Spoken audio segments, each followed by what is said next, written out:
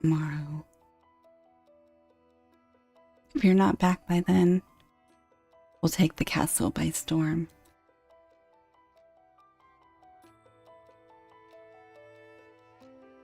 There, amidst an encircling thicket, is a sprawling graveyard claimed by the forest, stepping past crumbling tombstones and unmarked graves.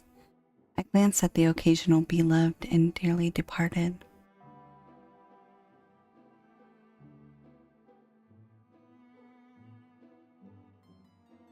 With my head bowed, I stand in silence, pushing aside the pulsating pain in my chest. Well now, didn't take you for a saint.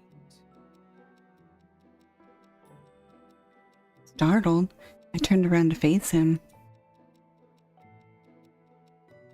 Shavil, the surface already? If I'd known you so keen, I would have visited early. Well, unless you're enjoying the riveting conversation between the moss and stone, you'd best saunter over.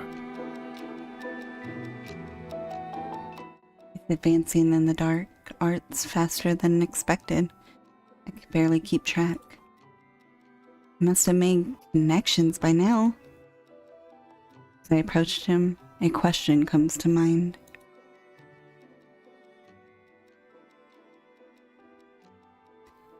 You always were one with words. What was that? Seasons turn, yet I remain stagnant. What's there not to love? Noticing my dissatisfaction with his overly sarcastic response, he sighs.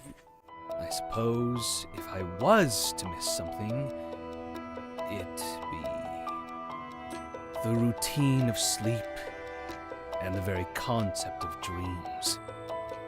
These phases of limbo between my studies that act as bookmarks.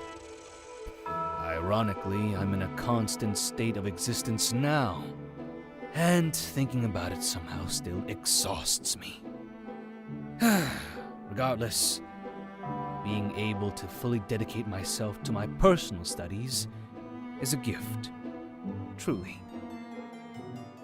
He abruptly stills, his dark eyes boring into mine. Is something wrong? Not at all. If we exclude the fact that I lay amongst the wilted and forgotten. As painful as it is for me to admit, I find myself not recalling how I ended up in this situation. Care to enlighten me? Well, remember the night the Council of the Mages was formed? A certain stubborn wizard refrained from the celebrations to debate legitimacy of necromancy, questioning their decisions to forbid it. And what better way to comprehend the damned than by standing amongst the undead? I didn't even know I had it in me. Although it's a rather unfortunate oversight on my part that I'd stoop to die here of all places. With a renowned sense of vigor, he swiftly pulls out a dark leather-bound book and rifles through the pages. Well, where are your notes? You don't intend to memorize what I'm about to impart by heart now, do you? The slightest misinvocation could prove disastrous. I'm not here to take notes. He furrows his brows and slams his book shut. Which was it? Was penning the findings of a lunatic no longer satisfying? Or was it the loss of desire to play student to those lacking fools in the academy? Neither.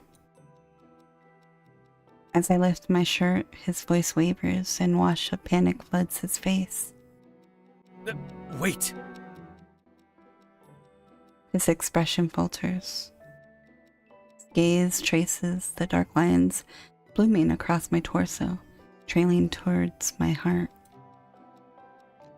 His trembling fingers faintly hover over the dead flesh. I can claw my way back from death. Have the spirits under my beck and call, but this I can't remedy. I'm aware. The Lynch King sends his regards for your invaluable assistance. His hand twitches as his eyes turn wide. No, I never meant for this. The Council of Mages have long been informed of his transgressions, to put it mildly, and despite their best efforts, he has become untouchable. Those affected, tired of waiting, they're set to breach the castle in 2 days' time. Without our help, it's bound to turn into a bloodbath. Bewilderment etched on his face gradually gives way to rage. They're using you to get to me. I know you.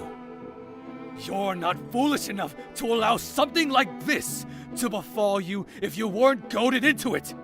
They even timed your death alongside that damn siege. You're telling me you're okay with all this? I'm dying regardless. As he waves his hand across my face, muttering something incoherent, my visions blur and my body feels heavy. What are you doing? You've said it yourself. You're dying regardless. Rest assured, you'll wake up once it all blows over. I've always wanted to experiment with making a thrall. I'm glad you're my first. You'll make the most obedient scribe, my little mage. Fat load of good that love does them now. Distracted, I almost toppled over a root, wincing as I clutch my chest. Smoothing the wrinkles out of my cloak, a familiar voice reaches out to me. Finally fallen for me? Startled, I turn around to face him. Shavil, you're at the surface already? I simply decided to save you the effort of dragging me up here, my clumsy little mage. He's advancing in the dark arts faster than expected. I could barely keep track. He must have made connections by now. As I approach him, a question comes to mind.